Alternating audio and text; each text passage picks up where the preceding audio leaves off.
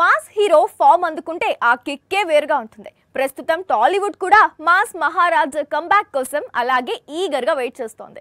2 ఏళ్లుగా హిట్ లేకుండా గడిపేస్తున్న Raviteja mass జాతరతో comeback ఇస్తాడా లేదా అన్నది కాసేపట్లో తేలిపోనుంది. మిస్టర్ బచ్చన్ రిలీజ్ అయిన ఏడాదిన్నరకు ఇప్పుడు మాస్ జాతరతో తిరిగొచ్చాడు రవితేజ.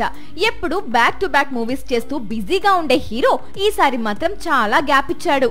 ఇస్తే ఇచ్చాడు, కంబ్యాక్ ఇస్తే చాలని వెయిట్ చేస్తోంది టాలీవుడ్. మాస్ జాతర విజయం ఒక్క రవితేజ, శ్రీలీల, నిర్మాత నాగవంశీకి మాత్రమే కాదు, తెలుగు సినీ పరిశ్రమకు కూడా చాలా కీలకం. అక్టోబర్లో కే ర్యాంప్ ఒక్కటే బాక్స్ ఆఫీస్ దగ్గర వసూళ్లను రాబట్టింది. కానీ టాలీవుడ్ కు కావాల్సింది తిరుగులేని బ్లాక్ బస్టర్. ఆ లోటును మాస్ జాతర ఎంతవరకు తీరుస్తుందో చూడాలి. 70వ చిత్రం వాల్తేరు వీరయ్యతో హిట్ కొట్టాడు రవితేజ.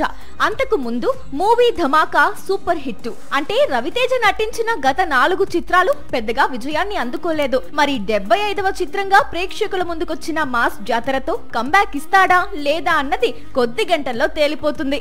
సాక్షి టీవీ ప్రసారాలను నిలిపివేయడం చట్టరీత్యా నేరం.